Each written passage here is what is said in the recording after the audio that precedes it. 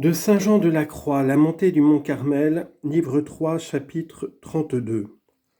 On traite du 6e genre de bien où la volonté peut se plaire.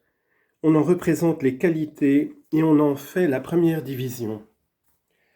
Puisque le but que nous regardons en cet ouvrage est de conduire l'esprit par les biens spirituels jusqu'à l'union de l'âme avec Dieu, il est nécessaire que nous fassions une attention particulière sur le 6e genre de bien qui nous ouvre le chemin de cette perfection, afin que nous en parlions d'une manière utile et convenable.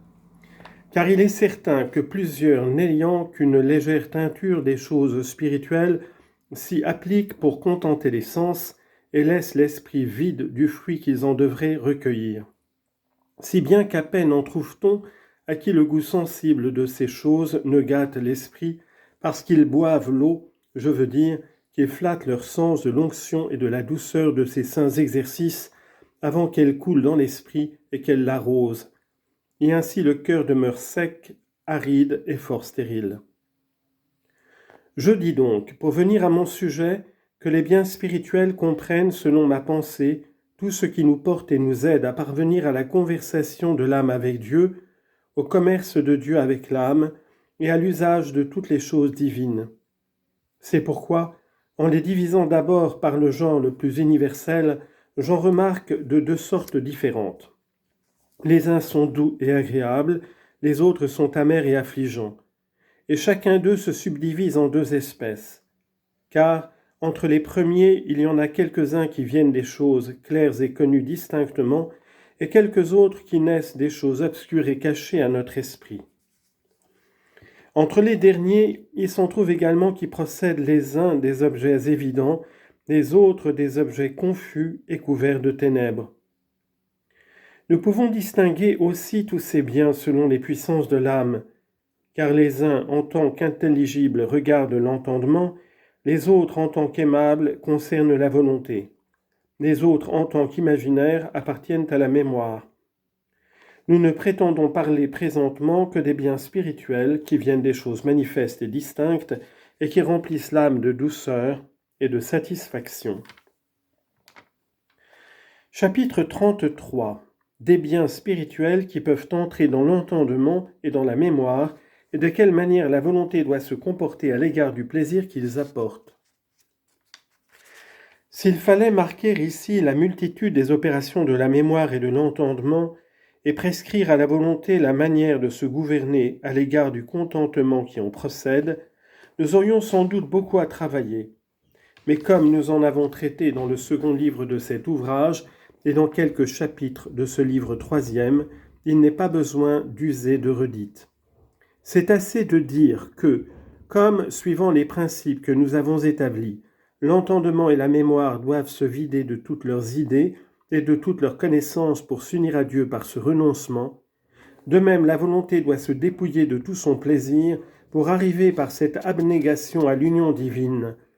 Car puisque ces deux facultés de l'âme ne peuvent ni recevoir ni rejeter ces sortes d'impressions sans le consentement de la volonté, il est évident que les mêmes instructions sont également utiles et propres pour diriger la volonté et les autres puissances spirituelles de l'homme. C'est pourquoi on pourra voir en ces endroits les dommages et les dangers que nous avons rapportés et qui assiégeront l'âme de tous côtés, si la volonté ne se prive pas de la joie de ses opérations et de ses biens, et si elle ne met pas tout son plaisir en son Créateur. Chapitre 34. Des biens spirituels qui sont doux et agréables et qui peuvent toucher la volonté, de leur nombre et de leur différence. Nous pouvons réduire à 4 genres tous les biens qui peuvent agréer à la volonté, à savoir ceux qui nous excitent, ceux qui nous provoquent, ceux qui nous dirigent, ceux qui nous perfectionnent, et nous traiterons de chacun en particulier, commençant par les biens qui nous excitent, tels que sont les images des saints, les oratoires et les cérémonies de l'Église. Quant aux images des saints, elles peuvent être occasion aux esprits faibles de se contenter du vain plaisir qu'elles donnent, car quoiqu'elles soient utiles et nécessaires pour enflammer le cœur à la piété et à la dévotion, quoiqu'elles réveillent notre tiédeur et que l'approbation de notre mère la Sainte Église les justifie, Néanmoins, plusieurs personnes s'attachent plus au contentement qu'elles en reçoivent qu'aux objets qu'elles représentent. La Sainte Église a établi l'usage des images sacrées pour deux fins principales, l'une pour rendre aux saints l'honneur que nous leur devons, l'autre pour inspirer de la dévotion envers eux. Comme c'est par là que nous sommes convaincus de leur utilité, nous devons les regarder non pas comme des ouvrages riches, curieux et bien faits, mais comme de vives représentations des serviteurs de Dieu et comme des instruments propres à graver en nos cœurs l'amour du culte divin, des vertus et de la vénération des bienheureux. C'est pourquoi ceux qui s'arrêtent à leur prix et à leur beauté, sans passer jusqu'au sentiment de dévotion et de piété qu'ils y devraient puiser, sont obligés d'étouffer tout le plaisir qu'ils prennent à les voir, puisqu'il est contraire à l'intérieur et qu'il faut éteindre toute l'affection de la volonté pour les choses particulières, de quelque nature qu'elles soient. Ceci paraît clairement par la coutume qui s'est introduite dans le monde. Plusieurs d'entre ceux qui suivent la nouvelle mode des habits couvrent et ornent les saintes images de vêtements semblables à ceux dont les plus mondains se parent pour satisfaire leur vanité et leur légèreté naturelle. Ce qui est assurément très désagréable à ces âmes bienheureuses. Et il y a lieu de croire que l'ennemi des saints donne ses pensées à ces gens-là pour autoriser par cette pratique pieuse en apparence leur luxe et leur immodestie. Ainsi, la solide dévotion d'une âme qui renonce à la vanité qui éclate dans les ornements des images et au plaisir de les posséder monte à sa plus haute perfection. Au contraire, ceux-là ne sont pas pénétrés ordinairement d'une piété intérieure, qui ne se lassent jamais d'ajouter image sur image, qui en veulent avoir d'une telle façon, d'une telle figure, d'un tel ouvrier, qui les arrangent d'une telle manière, afin qu'ils se satisfassent davantage.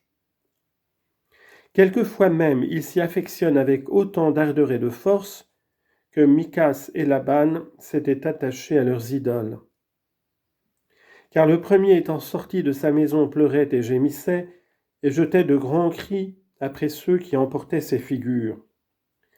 Livre des Juges, chapitre 18, versets 23-24 et suivants. Le dernier courut longtemps tout en colère après Jacob, et l'ayant enfin attrapé, l'obligea de lui ouvrir tous ses ballots, et il visita toutes ses hardes pour trouver les statues qu'on lui avait enlevées. Genèse, chapitre 31, verset 30. L'homme véritablement spirituel met sa principale dévotion dans les choses invisibles et dégagées de la matière. Il a peu d'images pour entretenir sa piété et il ne choisit que celles qui ont plus de rapport aux choses divines qu'aux choses humaines. Il les habille comme lui-même, à la mode du temps passé, c'est-à-dire avec la simplicité des saints, et il s'accommode si peu des ajustements du monde que non seulement il n'en est pas touché, mais qu'il ne souffre rien devant ses yeux qui les lui remettent dans l'esprit ou qui donnent la moindre atteinte à son cœur.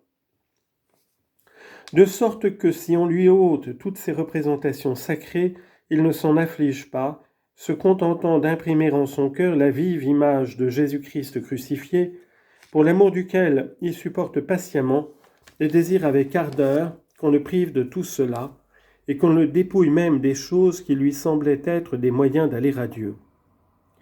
Car c'est une plus grande perfection de se plaire en ce dénuement et d'y conserver sa paix que de se réjouir de la possession de ces figures et d'y mettre son amitié. En effet, quoiqu'il soit bon et louable d'en avoir quelques-unes pour aider l'âme à concevoir de la dévotion, et surtout de prendre celle qui excite plus vivement ses sentiments pieux et divins, toutefois il n'est pas de la vertu parfaite de les posséder avec attache et de sentir de la peine à s'en priver. Voilà pourquoi le chrétien doit se persuader que plus il liera son cœur aux images, moins son oraison et sa dévotion s'élèveront à Dieu. Parce que si nous avouons que celles qui représentent plus fidèlement leur objet et qui excitent plus la dévotion que les autres sont plus dignes d'estime et d'amour, nous confessons aussi qu'on ne doit pas en user avec attachement, de peur qu'en abandonnant ce qui porte l'âme à Dieu, le sens absorbé dans le plaisir de ces images n'entraîne l'esprit et que les objets qui devaient servir de degré pour monter à Dieu ne forment des obstacles à cette union aussi grand que les autres attachements en peuvent faire.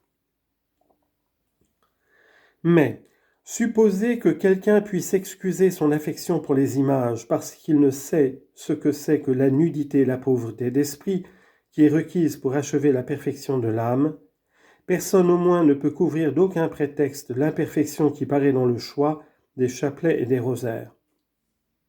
On veut en avoir de bien tournés, et d'une façon, d'une manière, d'une couleur, plutôt que d'une autre. Cependant, il importe peu pour être écouté de Dieu qu'on se serve plutôt d'un chapelet que d'un autre. Au contraire, celui qui le prie d'un cœur simple et droit, ne cherchant qu'à le contenter et ne préférant pas un rosaire à un autre, sinon lorsqu'il y a des indulgences, celui-là est écouté plus facilement. Notre vaine cupidité est de telle nature qu'elle prend à tout comme la glu, et qu'elle ronge et gâte tout comme la teigne. Car je vous prie, pourquoi un rosaire d'une matière et d'une façon vous charme-t-il plutôt qu'un rosaire d'une autre façon et d'une autre matière, sinon parce que vous mettez toute votre complaisance en cet ouvrage ?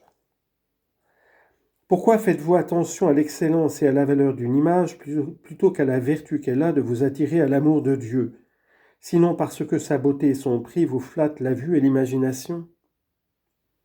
Assurément, vous ne feriez nul état de tout cela si Dieu seul touchait votre cœur. Et on ne peut voir sans douleur des gens spirituels de profession s'amuser à ces bagatelles, et à force de chercher des rosaires et des images de nouvelles modes, éteindre en leur âme l'esprit de dévotion et souffrir de grandes pertes en ce qui concerne les dons de Dieu.